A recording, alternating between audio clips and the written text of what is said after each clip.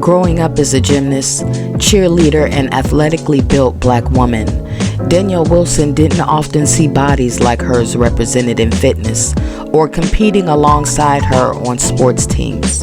As a teenager and young adult, Danyele struggled to accept her 5'11" frame and defined muscles, and eventually fell out of love with fitness after leaving team sports in college. She eventually discovered high-intensity interval training, which finally made her feel like an athlete again, and since has made it her goal to empower women to see fitness as a means for gaining strength, power, confidence, and positive self-image, more than losing pounds, inches, dress sizes. Danyele spoke to the Chicago Defender about her experience as a Black female athlete and trainer for the female-focused EvolveYou app. Can you tell me just a little bit about your journey?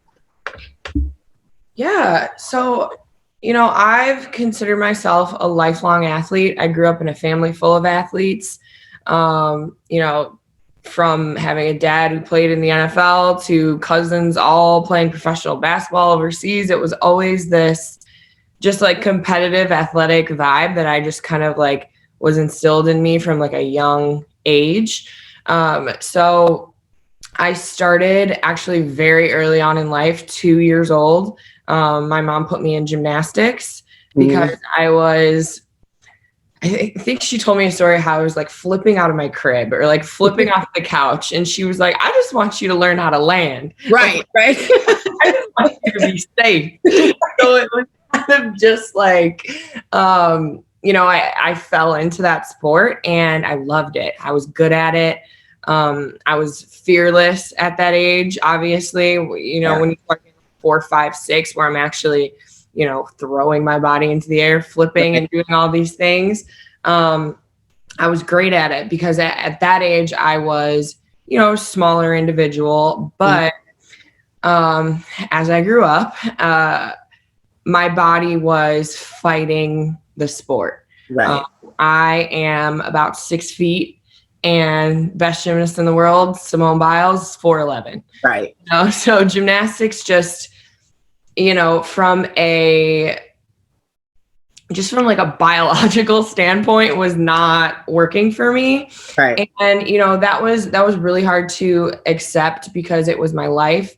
I would go to school late, leave school early, have extra study halls so I could participate in this competitive gymnastics lifestyle. I was in the gym 6 days a week. It was my life. Yeah. So to have that, had my body almost betray me in that sense was really hard. And, the pressure to try to be my smallest self, my lightest self. I actually had a coach once tell me that, heavier girls don't go as high. And as cliche as that sounds like it's from like a bad 2000s movie. Yeah. But like somebody actually said that to me. And, I was always meant to be my height and be my build. I'm very muscular. I'm very dense and compact. And we would get weighed in all of the time, like monthly weigh-ins to see how our bodies are developing and like what we would need to change. I was always the heaviest, always was at the end of the line to get weighed in because I would let all the other little girls go in front of me because I didn't want anyone to see my weight on the scale. So from a very young age, like we're talking 7, 8 years old, I developed, this need to be the smallest version of myself and kind of like making that synonymous with the most successful version of myself. So interesting because you're athletic and you're healthy. It's very rare to hear people say, even though I've been an athlete and been training and conditioning and taking care of my body my whole life, I'm still struggling with how I look. That's fascinating to me. And, you know, a lot of that has to do with the sport that I chose, unfortunately. I would have, especially when I got into high school and then just moved, kind of transitioned into cheerleading, you know, I would have the basketball coach at my high school and the basketball coach, even at my college cheer days, would come and stalk my cheer practices and wait for me outside the hallway to, you know, try to recruit me onto the basketball team, because what I was naturally given would, you know, be, you know, my size would be wanted or desirable in that sport. But in gymnastics, it's very much the opposite. So, and, you know, that, again, it's almost like I felt bad because I was doing it to myself. But, you know, that's what I loved. That was my life. And so that was pretty aggressive way. That's a lot for a young child to internalize, you know what I mean? That's a lot. Like, I know you transitioned from gymnastics to cheerleading, but that process mentally and emotionally, getting to a place where you kind of accept that I have to let this part go and start another journey. How did you get to that point? You know, I really didn't have a choice. And I feel like I was able to find the things that I loved about gymnastics and make them work for me in cheerleading. And that was the fact that I was an exceptional tumbler. Yeah. I was really tall, but I am extremely powerful. And it's funny because, like, my name of my training program on my app is called Power. So it relates, like, people don't know this, but it goes back to like deep little things like that, where, you know, I was always told, wow, she's so powerful. She's so powerful. Like, her tumbling, she goes so high. Like, so, you know, I was able to find joy in cheerleading because everybody loves that moment when, you know, they throw that tumbling pass and the whole crowd, you know, says, ooh, ah, you know. So I was able to perform, and that's the thing. I'm a competitor at heart. I love to perform. I love the pressure. I love to overcome that pressure, that moment. So, you know, the cheer competitions are actually very intense. So I was able to find that intensity, that adrenaline rush, that need for constant improvement through cheerleading. And then, you know, I cheered in college as well. And then we kind of hit a wall because what does there's no such thing as a professional cheerleader outside of, you know, the Dallas Cowboy cheerleaders. Yeah. And that's not the type of cheering I was doing. Or dance. Exactly. So I definitely went through a period of, you know, for the first 21 years of my life, identified myself as a cheerleader. I'd be like, hi, I'm Danyele, I'm a cheerleader. Or hi, I'm Danyele, I'm a gymnast. And so now I don't have that piece. I'm just Danyele. Who cares? Like, who am I? I have no more athletic identity. So I feel like it's something that a lot of athletes go through, especially like when you leave the NFL, you know, you're kind of like, okay, well, who am I without the number and the jersey and the team, you know? So I went through kind of a period where I was,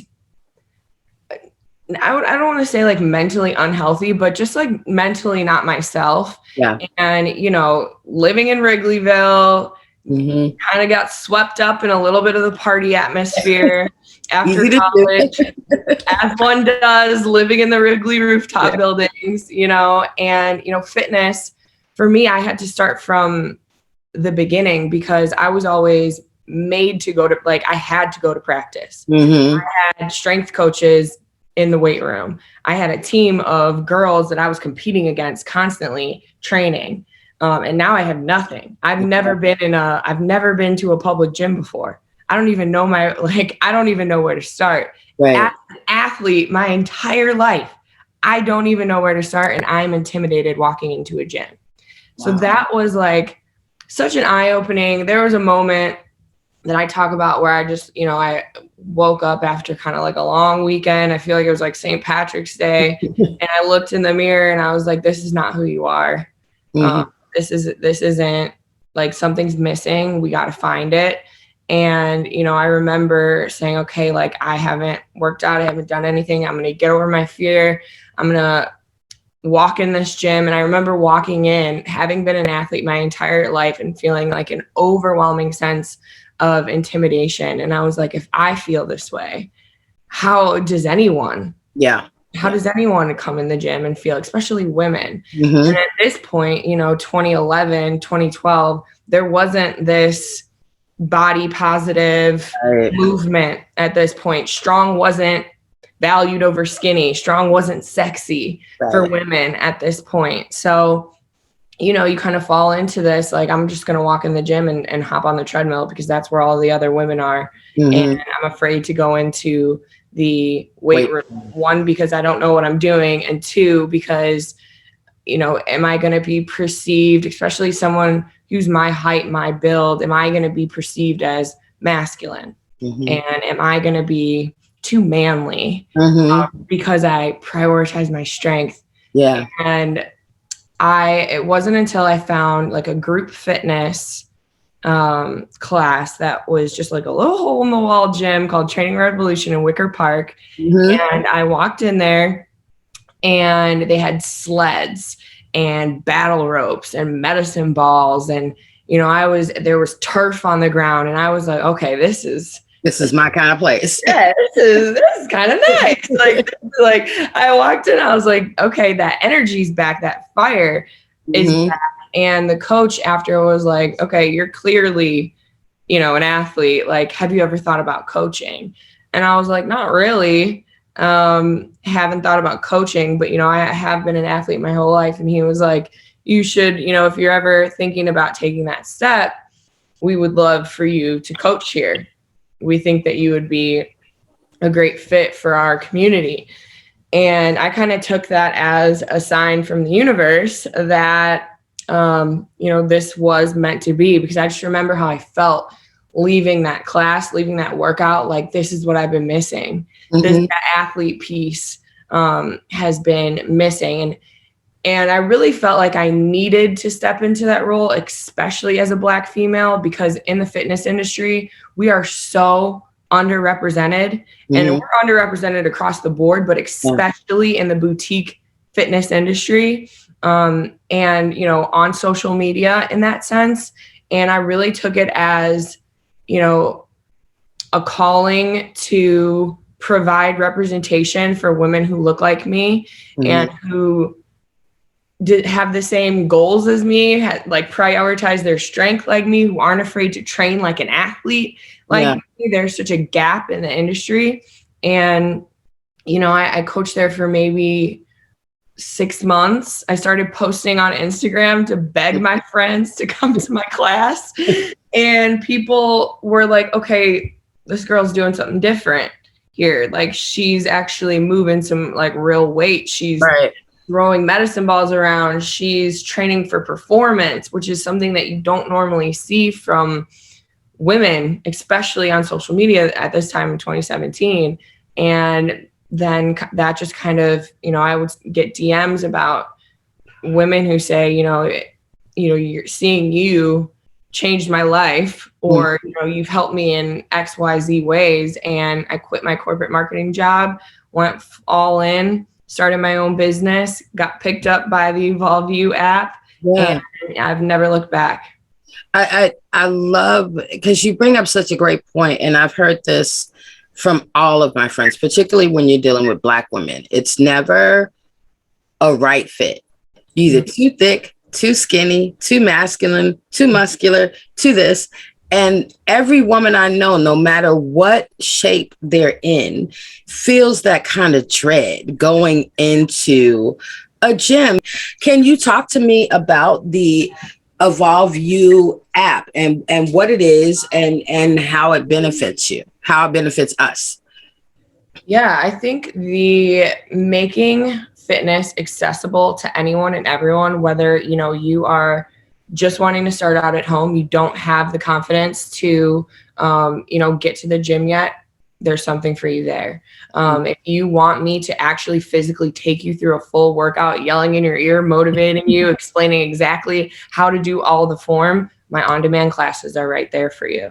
If you want a gym program that's going to take all of the thinking out of it, I think the best benefit of having a plan is that the thinking is done for you. Yeah. All you have to do is show up. You go in, you get your materials, you find your rack, you set up, and you put in your headphones, zone out.